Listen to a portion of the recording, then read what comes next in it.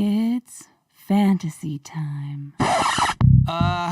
Yeah, we're talking fantasy sports, not Dear Penthouse. But don't worry, winning your league is way better than porn. This is Fantasy Hockey Time with Dean Millard. Can you dig it? Presented by Ultimate Franchise Fantasy Sports. Can you dig it? Get in the game where you own the game. Joe own the Chiefs. Owns.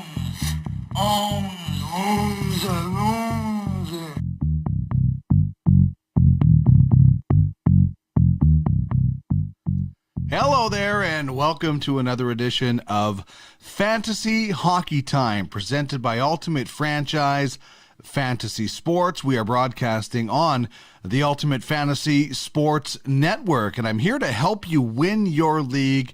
And at the very least, we will try to make it better than what it is with some rules, recommendations. And we do start things off in one particular way, and that's by asking you the question of the day. This is a serious message. Peace and love. Peace and love.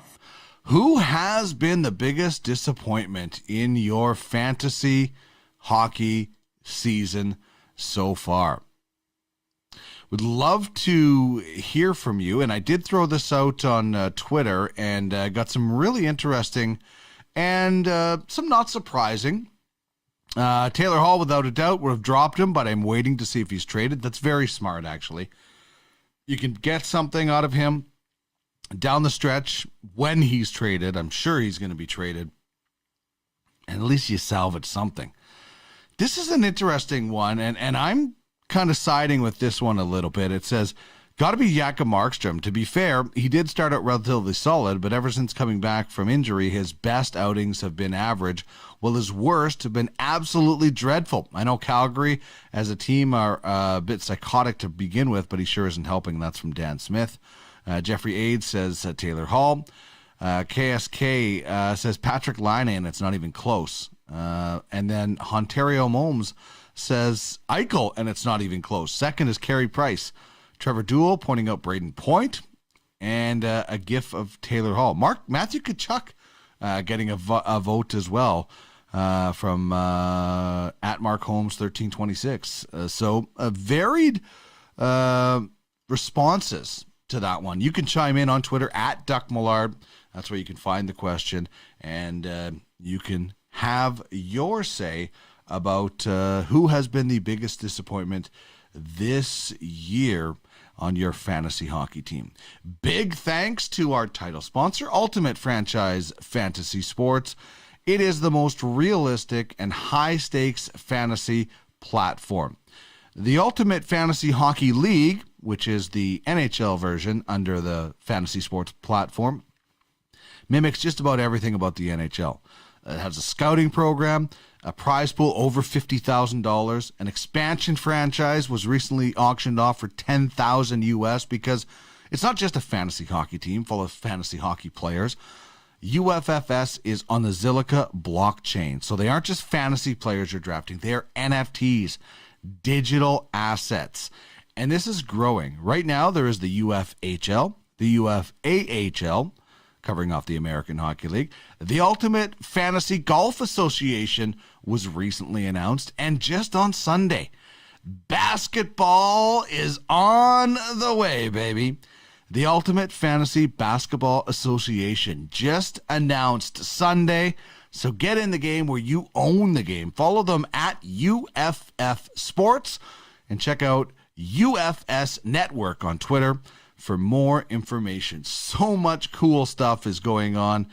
Basketball on the way, as mentioned, and more sports very soon as, we are giving utility to NFTs. It's not just a video or a collectible. It's actually something gameplay that you can use that's going to go up in value. Here's the lineup as we run through the show. We'll get to 3.5 stars of the week, our top three and an honorable mention.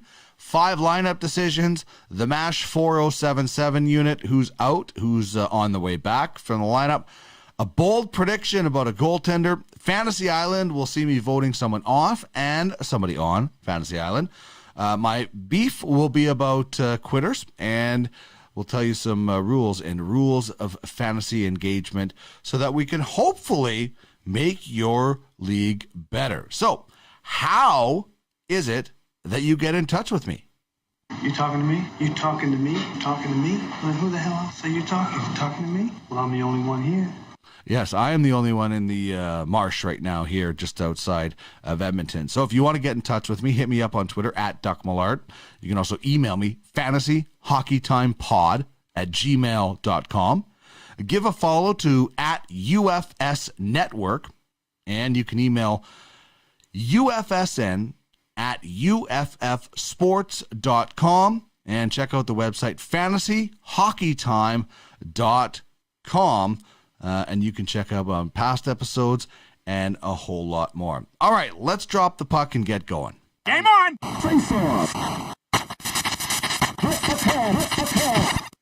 All right, so as we get going in the opening face-off, we're going to talk about three and a half stars of the week, rather, as the week has wrapped up, and there's been some interesting stories and some really scary stories as well. So this is what we're going with for 3.5 stars. The honorable mention, Jacob Chychrun had a great Sunday night, scoring all 3 goals, including the overtime winner for the Arizona Coyotes. So, slight tip of the cap to him. But Cale Makar was really good. A goal and 4 assists for 5 points in 4 games. He was +8. He had 13 shots on goal, a pair of power play points, and also a game-winning goal. And all those things get bonus points. And remember, last week, one of the lineup decisions was start as many Avalanche as you can, and there was a few of them that were really, really good. So the third star is Nathan MacKinnon for me. 3 goals, 4 assists for 7 points in 4 games. He had 14 penalty minutes because he got a 10-minute misconduct, and those add up. He had some power play points, 21 shots on goal. Nathan MacKinnon twice in the last week had 7-shot games. So that's if you have Nathan MacKinnon, it's a guy that just fires the puck all the time. It's like having one of the leading stolen base leaders in baseball, and you're going to win that category a lot just because of him. And he helped out this week in penalty minutes when he threw his helmet, so that boosts stats as well. Speaking of boosting stats, Martin Jones is the second star. A 4-0 week, a perfect week, 113 saves on 120 shots and a shutout, a 942 goals or save percentage, and a 1.71 goals against average. And basically, single-handedly, getting the Sharks back in the playoff race, 4 straight wins. And now they're battling the Coyotes and the Blues and teams like that to get into the playoff race, top 4 teams in each division making the playoffs. And the first star is Brad Marchand. 5 goals, 2 assists in just 3 games. Very, very impressive output for I guess you could call him the little ball of hate. I know Ray Ferraro has that nickname, but in today's game, that would probably be Brad Marchand. Just 3 games, as mentioned. He also had 8 penalty minutes, and that's something you can usually count on with Brad Marchand. He's a terrific fantasy player because he fills out so many different categories, whether it's points, which he gets a lot of, penalty minutes. He had 2 power play points. He's obviously on the first power play unit, racked up 13 shots. I always think it would be cool to have bonuses for hat tricks in certain leagues, depending on how serious your league is. But he did, in fact, have a hat trick the other night. So the first star in that situation, I'm going with Brad Marchand as the first star. All right, we are going to get into 5 lineup decisions now as we roll along on the program. And the first lineup decision is a guy coming back from an injury. And it's Jason Zucker of the Pittsburgh Penguins. He had 7 points in his first 17 games, which is wasn't great before getting hurt in February. And he comes back now to a Penguins lineup that doesn't have Malkin, that doesn't have Kapanen, and he's now getting second-line time, and he has 1 point in his first 3 games back. So he's on just 33% of the rosters in CBS, and this is a guy who people might have forgotten about because he's been out so long. So take a look at Jason Zucker in your leagues. If you know, there's an opportunity here for Zucker with some guys out to get on a bit of a roll as he comes back. You probably couldn't ask for a better situation for Jason Zucker if you do have him on your fantasy team to get him in the lineup because he's going to get ice time that normally guys like Malkin and Kasperi Kapanen would be getting. Jonas Donskoi, I told you about the Avalanche last week. I'm not normally huge on third-line guys unless it's a deep, deep league like the UFHL where we mimic everything about the NHL. But with Donskoi and the Avs, there are a lot of points to spread around right now. And he also gets power play time with the top units sometimes as well. So he's scoring at .75 points per game as a pace right now, which would be over 60 points in a full season. He has been silent the last couple of games, but 15 points over his last 12, including a hat trick versus the Coyotes last week. And he's on just 54% of the teams in Yahoo. I just put in a waiver claim. I'll tell you more about that a little bit later because I think this is a guy that you can count on. You know, he's not obviously getting a point every night, but he is going to be consistently getting points, especially when he's on that top power play unit in Colorado. Jared McCann, another Penguin on this list, quietly putting up almost .7 points per game, so just under the pace of Donskoi. And in his last 6 games, he has 7 points. So 4 of them goals, if you get extra bonus points for that. And just like Zucker, he's benefiting from the fact that Malkin is not there because he is centering the Penguins' second line without Evgeny Malkin. So if you do have an open spot or you got somebody that's struggling and you really want to do something different because you're not really sure, this might be a guy who's worth picking up. He seems to be a bit of a streaky guy, so hopefully he stays hot for you, and he's on just 20% of the rosters in CBS. So also a guy, if you have injury problems, here's a guy who is producing right now. You can plug in, and then if he stops producing, you can go out and find another guy as well. All right, number 4 on this list is Robbie Fabry.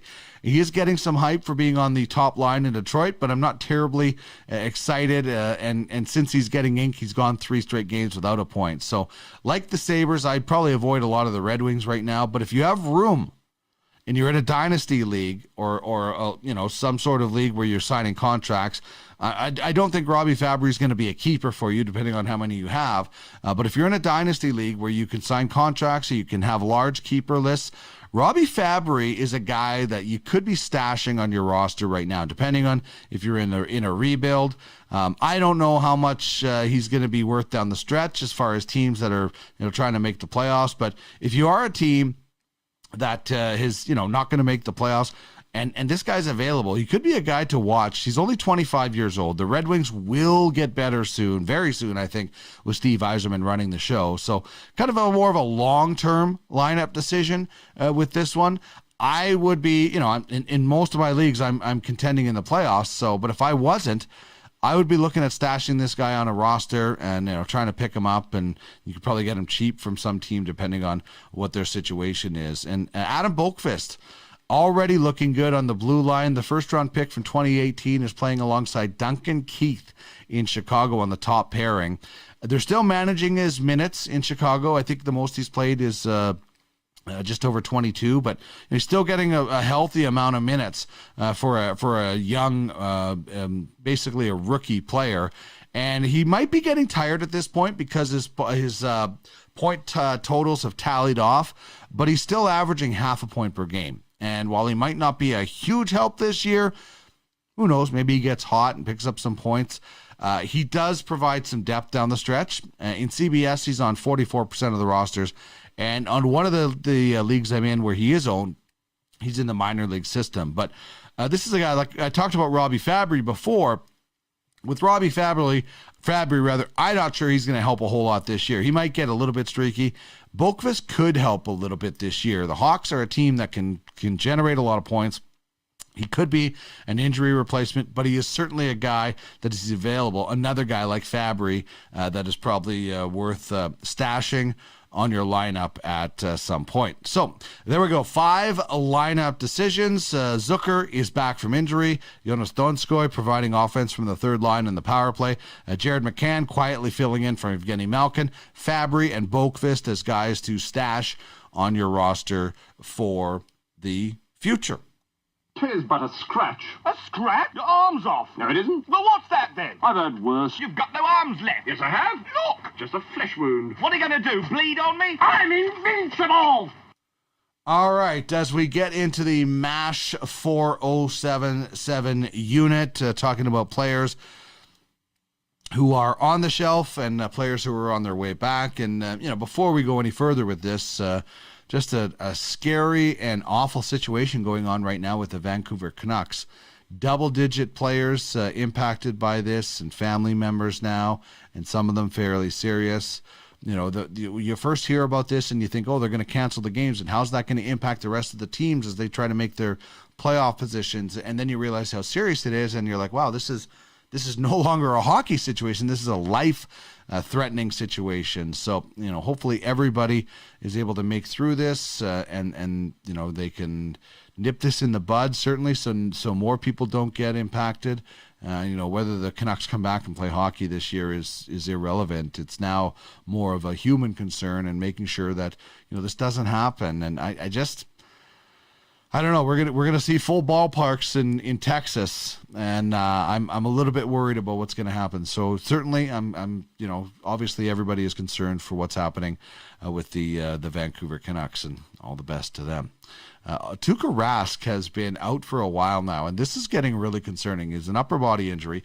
He was placed on injured reserve on Saturday, but it's believed that this is a back injury, and those things, they can linger. This is getting a little bit scary for Bruins fans and fantasy GMs who are counting on Rask, and the Bruins themselves, as they need him for a playoff run. Weekly leagues are going to have to make a tough choice tonight. It would be great if it was announced today that he's back and he's eligible to return anytime, because he's served enough time on the IR.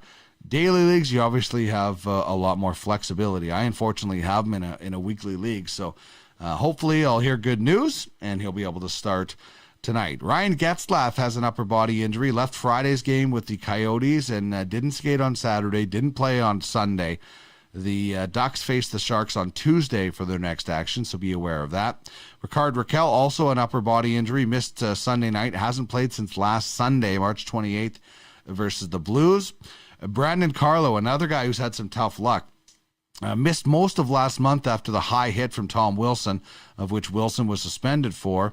Now he's out with an upper body injury, and they're saying week to week in Boston. The only good news is that the Bruins have said it's not a concussion, as the first injury was a head injury. Matt Zuccarello has a lower body injury. He was injured last Thursday, didn't play Saturday. The Wild take on the Avalanche starting tonight. Just under a point per game is Zuccarello for the Wild, who are fighting for the division lead with the Avalanche and the Golden Knights, so they could seriously use him back in the lineup. And Eric Stahl has been in COVID protocol since being traded to the Montreal Canadiens. He is expected to make his Habs debut. That was the word that he would play against the Oilers. Obviously, you might want to wait a little bit just to see how he actually kind of does fit in with the Montreal Canadiens. But some guys start off pretty hot and play on a little bit of adrenaline. So start Eric Stahl if he's in the lineup at your peril. All right, we're going to get into bold predictions and Fantasy Island when we come back. This is Fantasy Hockey Time with Dean Millard. You're the best! Fucking ass, fellas! Superstar!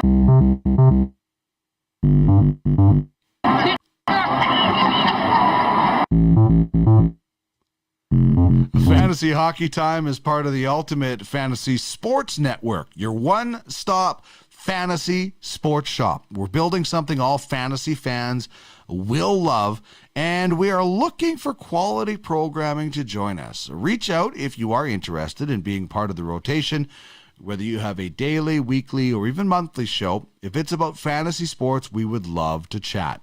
Follow at UFF Sports, at UFH League, and at UFS Network to find out more information on how you could own the game. And in this case, I guess you could own the broadcast as well. Hear me now and believe this later. Prediction? Yes, prediction. Pain.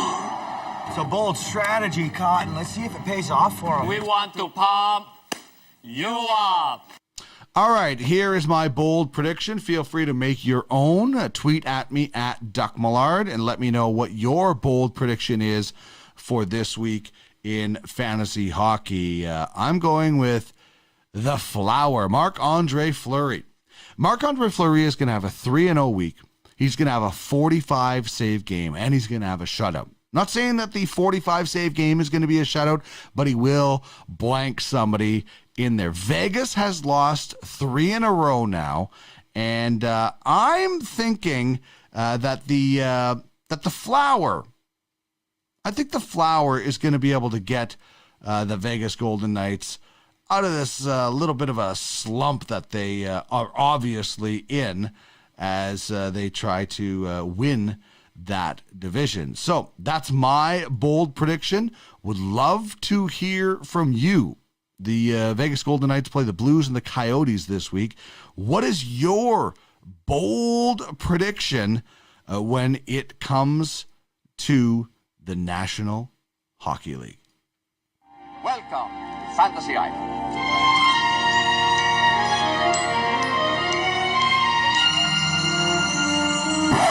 All right, time to vote. Wendell is cut. Rudy is cut. Janie, you're gone. Steven, I like your hustle. Get him a uniform. Congratulations. The rest of you made the team.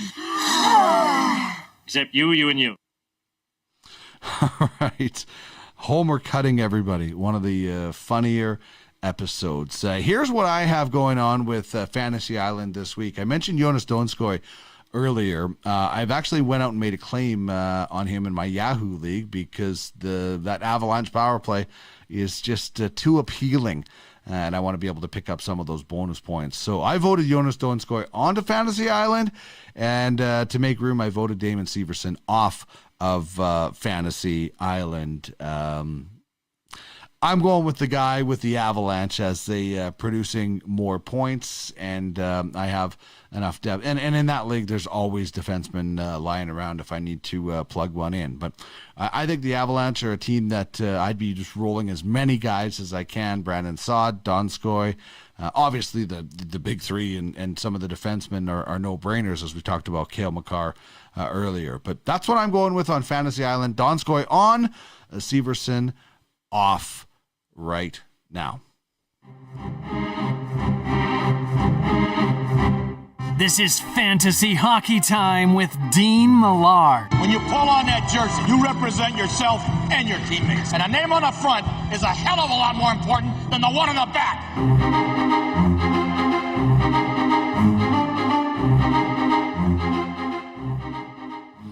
All right, well, Fantasy Hockey Time is presented by Ultimate Franchise Fantasy Sports. It is the most realistic fantasy platform around in every way. The Ultimate Fantasy Hockey League mimics just about everything when it comes to the National Hockey League. There's a scouting program. There are playoff head-to-head series after a draft where you pluck from the non-playoff teams. It is just simply unbelievable, and it just gets better and better every time. You think that this league can't get any better, they start up a golf league that is going to be unbelievable, and then they launch basketball, the UFBA. Man, this is awesome. And because we are on the Zilliqa blockchain, the best in the business, these aren't just hockey players. They are digital assets. They are NFTs that you can bid on. You can trade. You can build your team or your scouting platform. With UFFS, you own the game, so get in the game. Give them a follow on Twitter.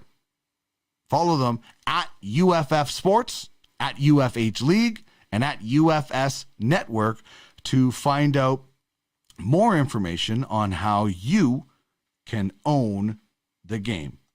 Am I hot? Yeah, I'm hot. It's some bull crap. I'm your huckleberry. Well, we're waiting. That's a crock of crap. You shut your mouth when you're talking to me. Boy, that escalated quickly. All right, each week we try to give you a fantasy beef, and by all means, vent away about your fantasy league. love to hear the good things and the things that aren't so great when it comes to fantasy, because we can all try and improve our league. Here's what I don't like. What I don't like is that I'm taking my net and going home. I'm quitting the league because I don't like this ruling or how this is going. I mean, like, if you don't want to be in a fantasy league, that's fine. Quit at the end of the season. No, wait till it's over. Be respectful about it. Explain why you're leaving, and then do it. Don't throw a tantrum and just leave the league because something isn't going well. That has happened in a few different leagues that I've been in. I mean, it's fantasy.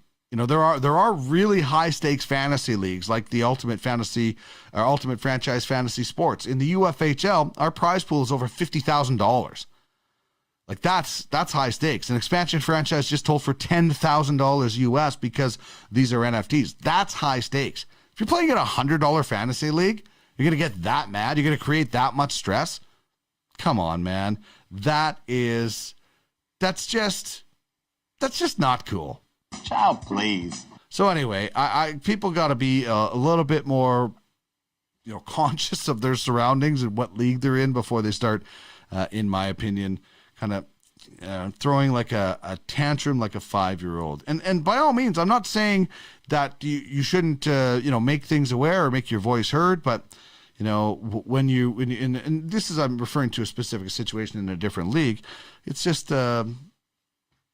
And then, then when that person does leave, then the rest of the people aren't that disappointed because, it just hasn't been a very good time. So be professional, be an adult. Don't take your net and go home like a 5-year-old. If you are going to leave a league, do it at the end of the season in a respectful way, because for most people, playing fantasy isn't a full-time job. Commissioners, they get abused all the time. So just be respectful of the people that are running your league, and I think your life will be a whole lot better as well. All right, let's make your league a whole lot better right now. Smokey, this is not Nam. This is bowling. There are rules. I don't think it taints it. What'd you talk about, mister? All you have to do is follow 3 simple rules. I'm just giving you one rule right now, and that is, and Jamie Thomas and I talked about this when we were doing Fantasy Fun Time. It was just an all fantasy show as opposed to just the hockey show, and him and I were talking about this possible rule is, like everybody has trade deadlines. Last week was our trade deadline in hockey. What if you had a trade deadline at the end of the regular season? What if you could trade the entire regular season and the trade deadline is the start of the playoffs? Then there's no more trades. Maybe you could still do waiver claims in the playoffs because the guys get injured and things like that. But no trade deadline during the regular season. The trade deadline is the end of the regular season. Do you know how many more teams would stay in it? You would have less sellers. You would have more teams involved. And then, before that final week, if a team does fall out, then they can become a seller. But it would just create so much more excitement. It's actually something I'm going to suggest as a rule in our baseball league next year in the off season, because you shouldn't make any rule changes during the season. That's for sure, unless it's absolutely necessary because something loophole guy has figured something out or gal has figured something out. So that's what I'm going with is how about having a trade deadline at the end of the regular season? And then everybody is involved in the season for a whole lot longer. All right, that means it is time to wrap things up on another episode of Fantasy Hockey Time. If you'd like to get a hold of me and get in touch and become a sponsor, fantasyhockeytimepod@gmail.com, or if you just have a question or something like that, anything like that, just let me know. Of course, as I mentioned, Fantasy Hockey Time is a part of Ultimate Fantasy Sports Network. UFSN is your one-stop fantasy shop. Give them a follow on Twitter at UFS Network. Find UFSN on YouTube. And if you have a fantasy sports show, hit us up. We would love to chat. Thank you very much for tuning in. We have a jam-packed week on UFSN. 2-Minute Tuesday with Darren Bates. Tracking the Draft with Craig Button on Wednesday. And I'll be back with UFHL Now on Friday, taking a look at the best fantasy hockey league that there is. Thank you so much for joining me on the program today, trying to help you win your league, or at the very least, make it better. Big thanks to Ultimate Franchise Fantasy Sports as the title sponsor of this program. We'll chat with you later this week on Tracking the Draft with Craig Button. Have a great week in fantasy.